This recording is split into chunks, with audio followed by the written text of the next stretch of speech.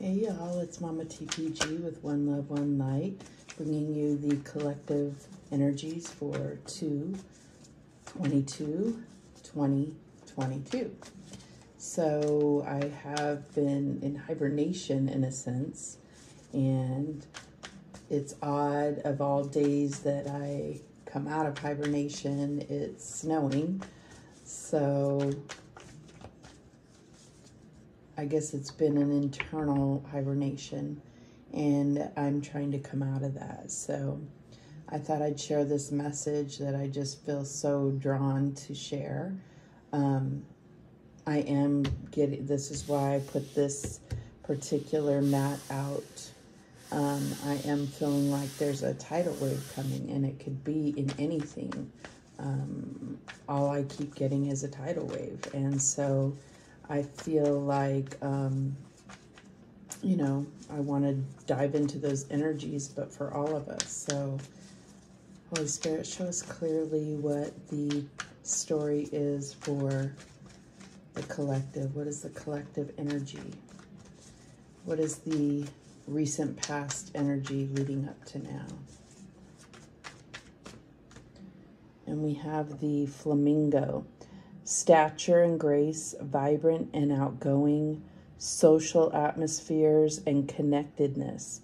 And this is a little disheartening to see this in the past, because I feel like the connectedness is what's standing out here. So I feel like there could definitely be a tidal wave coming that's going to kind of shake up. And I do feel like it's divine, but it may not feel like it, kind of like a tower moment coming. But it says stature and grace, vibrant and outgoing, social atmospheres, and connectedness. So I feel like also there is, this big emphasis on, social networking and connection and, living life to the fullest when I see vibrancy. So what's the current energy for the collective? And we have water. So we're just coming into Pisces season. Natural flow of life, tranquil and calming, cleansing and healing, purification and depth. So this tidal wave, definitely can clear away things and eventually settles down. But at the beginning can, definitely feel like you're being swept off your feet into areas that are uncomfortable or unknown, or,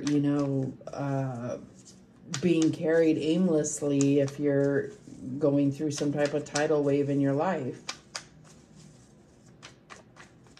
What is the challenge here for the collective?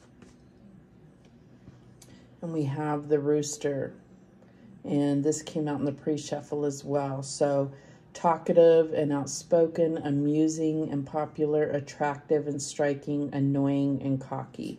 And what I'm really getting out of this rooster energy is just the masculine. And I feel like our challenge is the masculine energy. This is not focused on men, but the masculine dominance. I definitely see the feminine as, balancing the scales and bringing balance to having masculine and feminine energies be balanced in the world at large. But right now, it's like the masculine energy is trying to hold on to its dominance. So there's a lot of strange things happening of, like showing that, that energy, and I'm getting that kind of peacock energy, like showing off, but like needing to show strength and just a lot of testosterone, to be honest. So what is the advice here? And we have scales, and it's Libra, but it's talking about fair and balanced, harmonious and gentle and non-confrontational.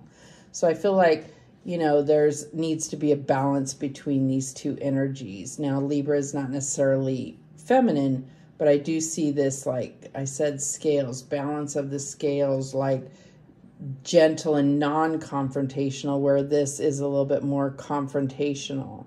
So I feel like some balance is coming in, and that could be what this tidal wave would cause. You know, we have the purification with water, the cleansing and the healing, and the tranquil and calming kind of properties of water.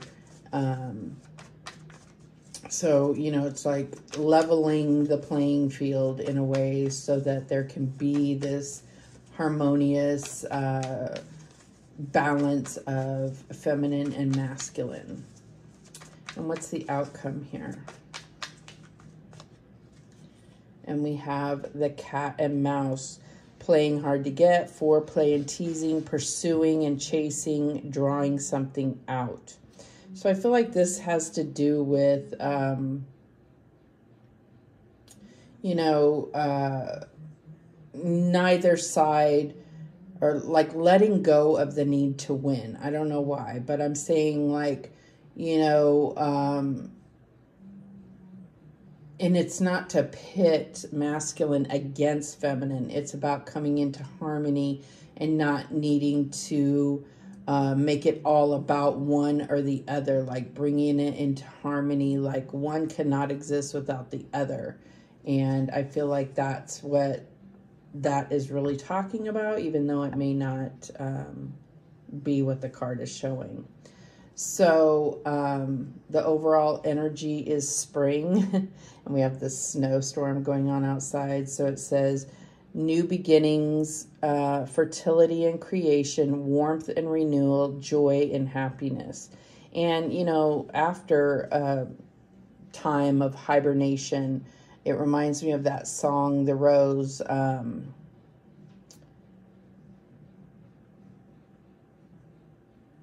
I'm trying to remember the words.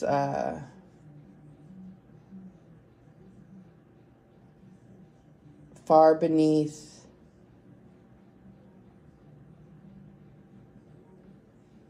Anyways, there's a seed in the snow, and then when the spring comes, it will bloom. So I do feel like, you know, this is what's being brought into, like, we're going through this transition. And obviously it's still wintertime in the Northern Hemisphere, but I feel like, you know, it's like there's this overall energy of getting through in the world until the spring, until our new beginning, until things go back to normal, until things, you know. And so I feel like we're all in a state of waiting for things to bloom. What is the new garden going to look like, right? All right. So that's kind of world scale stuff. Let's talk about our personal lives, our energies. So I'll just clarify these cards, but from a personal level. So what is this flamingo about? Why is this flamingo here as the past energy? And we have the strength card. So, you know, it said stature and grace, vibrant and outgoing, social atmospheres, and connectedness. And with the strength card, I feel like this one in particular is talking about, you know, knowing that you're strong without having to showcase that, without having to,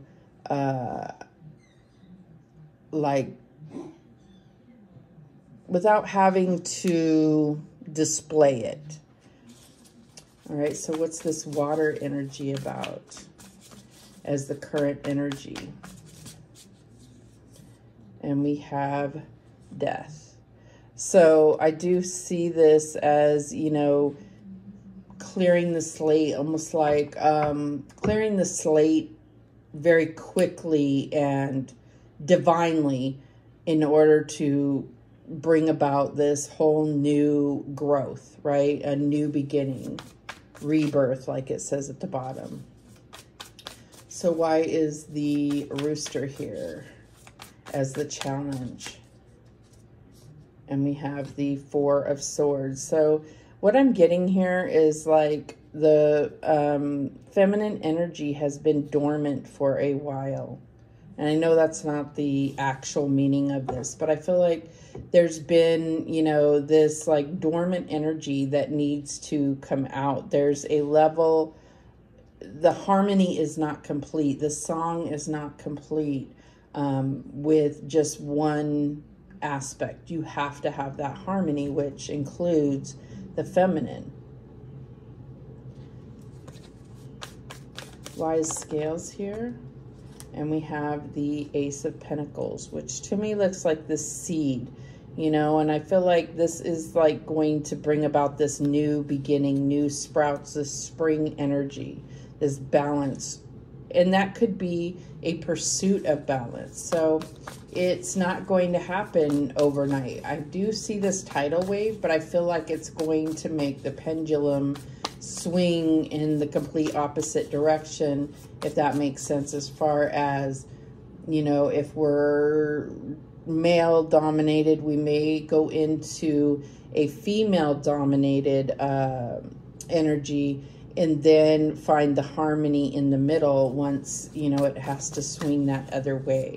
So I don't know if this is something that could possibly happen instantaneously, or if this is over, you know, generations that it's going to take to get to this place of harmony. So what is this cat and mouse about as the outcome?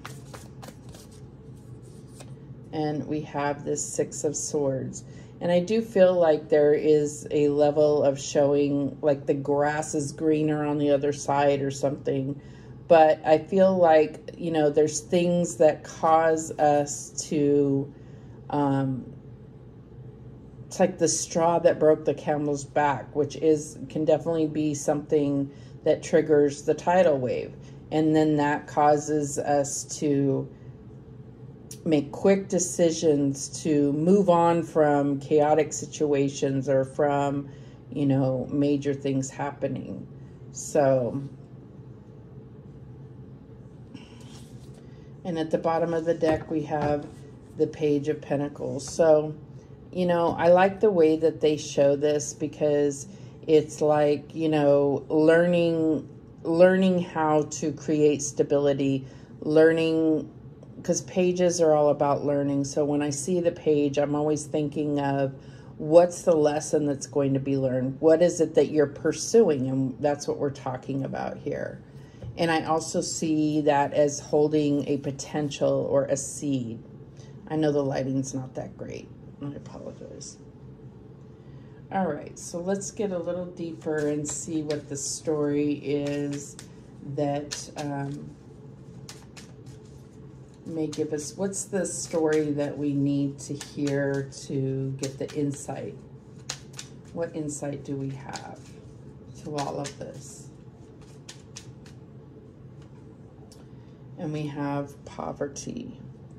So I feel like in this sense, it's like this, you know, it shows this little child that is working his fingers to the bone. Why? Because he's in poverty. But obviously he's working. And I feel like that is so significant.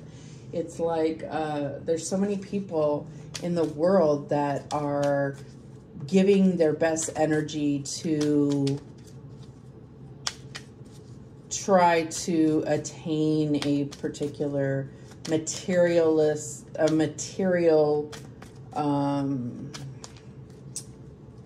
level, you know, and yet they're still in poverty.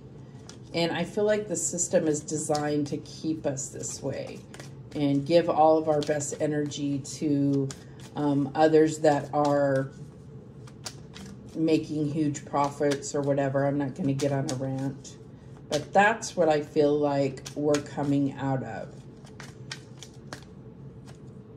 And we have imprisonment.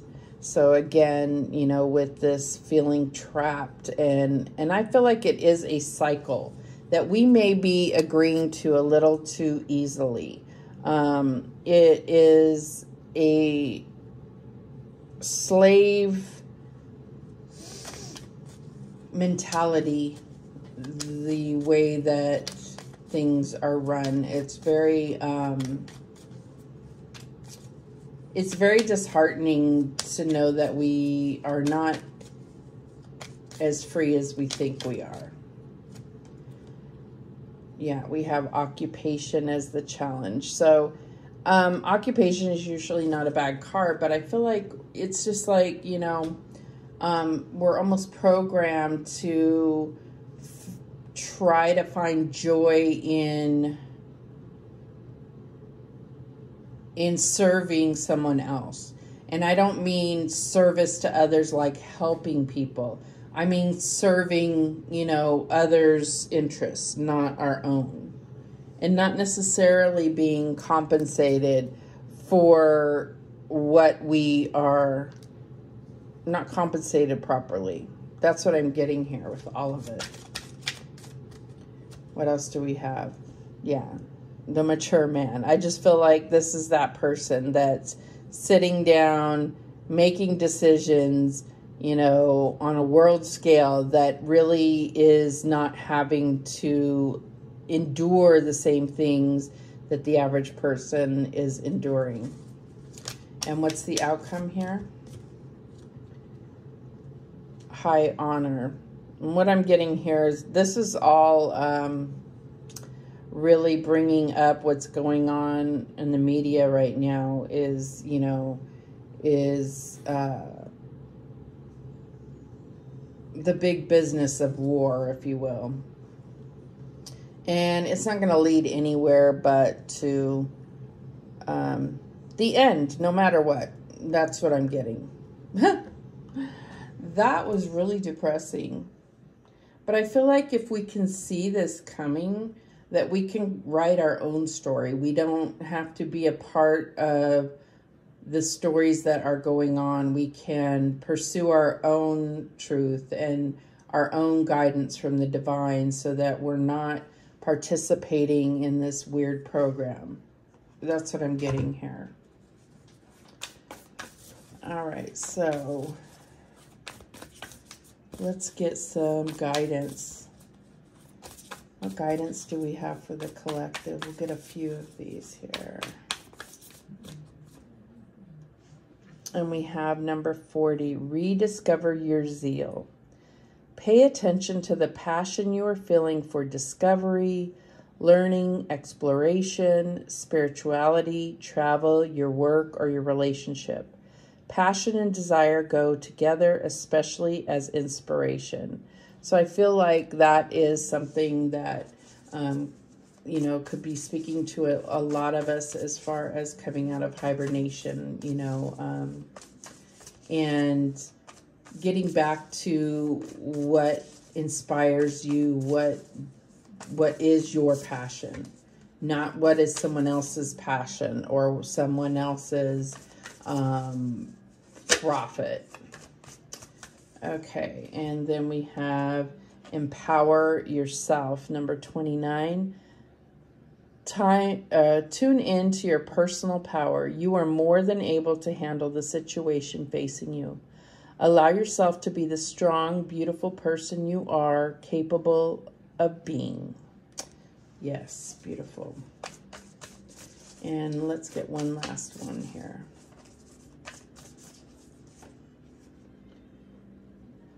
Number 10, every step counts. There's an advantage in taking things slowly. Breathe deeply and fully as you consider your options. But I feel like, you know, every little thing is matters in the sense that, you know, our potentials could be as small as a seed, and yet a seed can grow into, you know, a whole tree that's rooted and grounded and flourishes and endures all seasons of life. So that is what came through for the collective.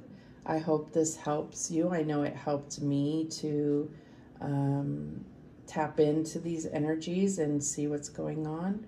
So I thank you so much for watching. Don't forget that the universe has your back, and so do I. Take care.